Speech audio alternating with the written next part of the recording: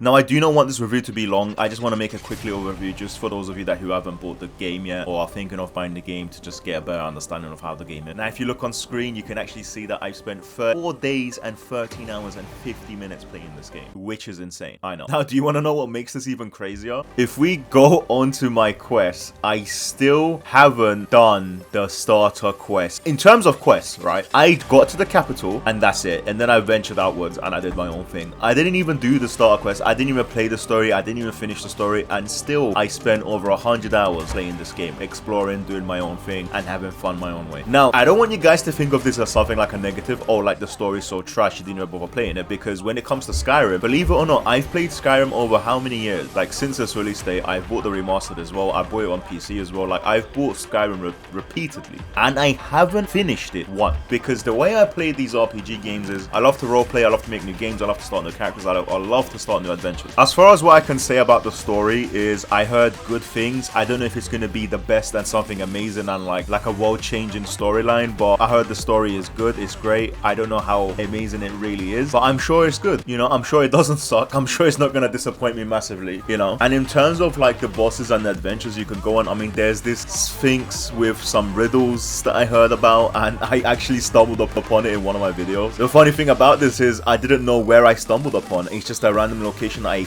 mysteriously found by myself, and it looked weird, it looked eerie. At one point I did venture into this weird place, it creeped me out, and I got out there ASAP. It was giving me like Bohemian Grove sacrifice vibes, so yeah, I just wasn't messing with that. It feels really good to explore the world is what I'm trying to say. Let's talk about the issues, because clearly there's been a lot of bad reviews and a lot of bad people commenting about a bunch of stuff about this game. So first off, let's talk about the microtransactions. Now, I'm just gonna say it right off the bat, if the microtransactions is a reason for you not purchasing this game, please ignore those comments and just purchase the game. If the microtransactions is a main reason or the sole reason as to why you're not buying this game, please buy the game. I assure you, I have never ever once been tempted to buy any of the microtransactions on this game. I assure you they do not get in your way. I assure you they do not shove it down your throat. And it's funny because I would check the profile of these guys that are complaining about these microtransactions, and they play games like FIFA, one of the most monetized, heavily monetized games in the world. FIFA makes more money from its microtransactions, or EAFC, I don't know what they're calling it now, but they make more money yearly from the microtransactions than most games that are being sold, an actual full game. So this is more than Elden Ring, this is more than Red Dead Redemption 2, this is more than this game. FIFA makes more money from micro, and this guy, like, I don't know, it's funny and it's ridiculous. But and then another topic would obviously be to change your appearance of your character. Like, they do sell the book that allows you to do that, because what happens in this game is you can go to the barbershop. I think I'll just show it to you on screen, seeing as I'm right there, literally right next door. So like, let's go. Like, this is how the changing appearance thing works. So that you could change this, do all of this, change multiple, or you can modify your appearance. Now if you look at this option here, there's like a book there. Now you need to actually either find that book in the game or buy it. There is a vendor that sells 99 of them, and the stock does reset, so it's like you could buy everything they're selling to you in terms of microtransactions. That is why I'm trying to tell you, please, if the reason as to why you're not purchasing this game is the microtransactions, ignore those comments and buy the game. Now let's talk about the price. Now the price is actually the main downside of this game, I feel like, because paying £70 for this game just didn't feel right, and it did feel like it was a tad bit too expensive as to what it really does offer. Now don't get me wrong, it does offer, like I said, a good storyline from what I heard, and a great, fun, amazing, like, you know, gameplay experience. I get to explore and do absolutely nothing and just kill a bunch of monsters, and it does, the fights do feel epic, the fights do feel amazing, but at the same time it's still a single player game, and I can't have multiple saves, which is kind of retarded. Like, for example, I do want to make a new storyline. Like, for example, let's say if I want to just have fun, mess around, make a new game where I just try to speedrun unlocking the magic archer vocation. Well, I can't do that because I can't have multiple saves. The minute I press new game, my main save goes away. This is just really silly. Now, I know a lot of people are saying that this is because of the pawn system and that there will be too many pawns in the game. Well, then why don't you just limit the pawns? Why don't you just have a pawn slot of maximum 3, and then that would solve it? So every time you create a new game, you pick one of the 3 pawns you already created from before. And you can also change your pawn's appearance. You can even limit to just 1 pawn. Why are you limiting me to 1 save and not limiting me to 1 pawn? That's what I'm trying to say. I feel like that's also really stupid. good, but I don't know. Also, up until Raid recently, there wasn't a new game up, meaning once you started this game, there was literally no in-game way you can actually start a new game and say, you know what, I made a mistake, let me start again. Now that they did add that new game option, so it's not really relevant, but still, I feel like it's kind of stupid. This is what I'm trying to say. The £70 price tag it kind of is a punch to the stomach. As for the vocations and the different playstyles you can play in this game, like every single one of them feels overpowered and feels good in their own way, which I feel like they've done a really good job at making each and every single one actually efficient and useful. Although I feel like the Trickster is useless and I hate the Trickster. I can see why people play it, it's just not for me. And I don't know, I just don't ever see myself ever touching that class. Now, another solid point that I would make, on top of the fact that you should ignore the microtransactions, is that you should purchase this game if you love RPG games. If you love RPG games, and if they are one of your top category games to play, then definitely buy this game.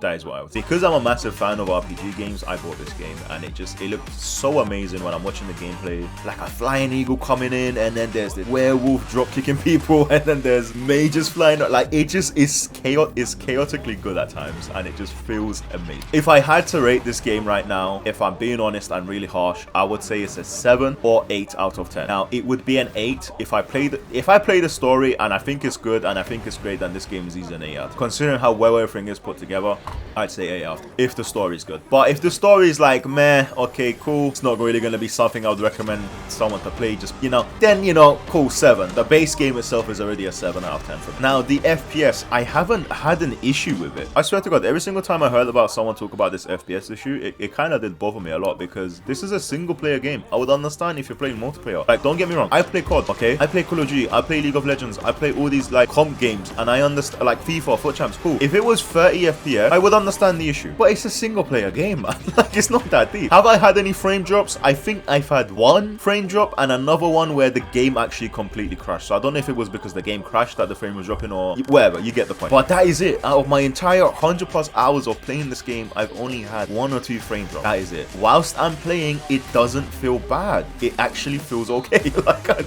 I don't see what the issue is. And you know what the funny thing is? That was the same thing I felt about Starfield. People were complaining about the FPS there as well, but I played it and it's like, is it really that serious? Like, what's the... It's not that serious, it's not that deep. But I guess the main point that they're trying to make is, look, it's 2024. Why on earth are we getting a max 30 FPS? That's max, by the way. So technically, the Dragons Dogma 2 game, like, FPS can actually drop below 30 FPS, which is ridiculous, I agree. Although what I'm trying to say is that doesn't really happen. I've barely seen it happen. And what they're trying to say is it's 2024, like, come on, like, why are we even dealing with this at this day and age? And you're charging us £70, which I do understand. It is very frustrating. Overall, I just feel like the game is really fun to play. Like, there's so many fun features of this game that just, like, it's not even part of the story or it's not even part of anything. Like, for example, you'll be going around just adventuring and exploring the world by yourself, and then you'll see Kratos, like another online guy's pawn that you can hire and recruit into your team. This other time I was walking and I saw Khaleesi.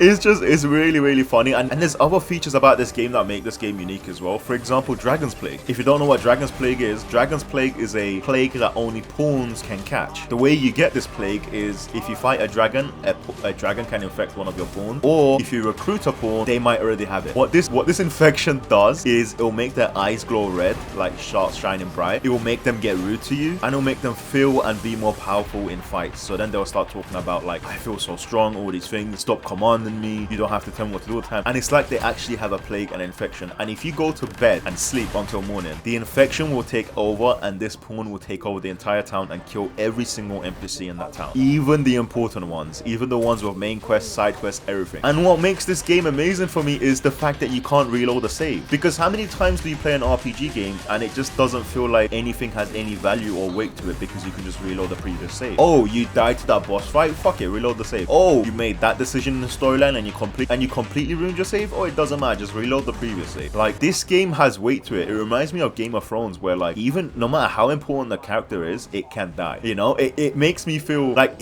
I'll be honest, that's why I'm kind of scared of playing the story, because I'm scared I'm gonna make such bad decisions. Like, I'm a guy Like, I don't know, in Dying Light 2, I'm the guy that nuked the entire city by accident. So, but that's what makes it so amazing. And I'm savoring this game. I'm taking my time with it, and still I'm enjoying it to the fullest. This is a great game, and it's hard to see games like this come around. So many times you'll see games that's barely finished, and they'll release their DLCs later on to complete the game. Destiny is a big example of this. Like, me and my friend bought Destiny 2 with the season pass, thinking, oh, we love Destiny, let's at least buy the season pass until the next Destiny comes out. Turns out it's the season pass for the first season. I need to buy another season pass for season 2, and then another season pass for season. I'm like, what are you guys charging me for? Shut the Jesus Christ, you guys are so money hungry. And it's really, really annoying, man. Like Call of Duty as well. How many times do they release a Call of Duty game with only limited maps, and then they release maps later on, guns later on, perks later on? Like, it's just, how about you release a complete game? The best example that I can give is Baldur's Gate 3. That game released, and it was complete, and it was amazing, it was perfect, everything was there. You buy it, you enjoy it, done. This feels like a game like that too. Now, I'm not saying that they're not going to add any DLCs or that they shouldn't, but all I'm trying to say is what you get in this game, you get a big amount from this game. Now, the best example I can give of this is Elden Ring. Still to this day, players are finding out new things, hidden weapons, hidden bosses, and secret places that you can explore. That game's depth is so goddamn much. They done such an amazing job with that game. I know a lot of people are comparing this Dragons Dogma game to Elden Ring, but I'll be honest, I can see why with the exploration and then there's hidden bosses and stuff, but it's like, I don't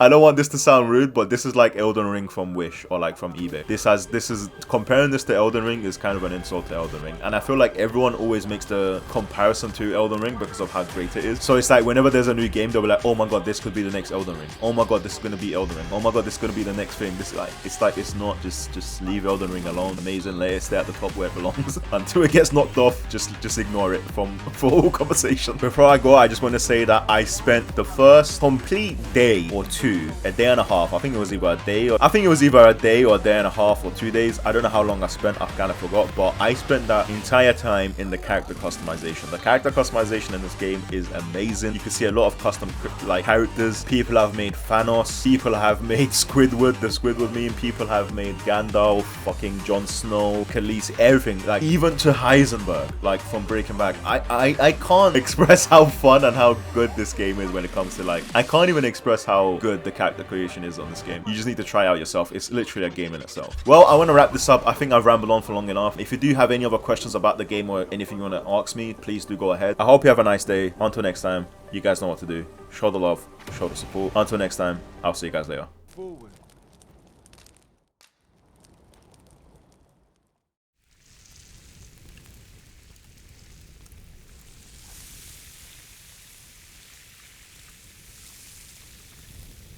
That does bring me to the end of the video, guys. Also on my channel, there's a few other lookalikes, like my boy Gandalf here. The funny thing about this female character that I created was that someone else, another YouTuber, created a beautiful female character creation and they uploaded it to YouTube. However, they were asking for money to show how to make it, and that pissed me off, so I made my own very similar version to it. It's free and it's on my channel for those of you that are interested. Hello there.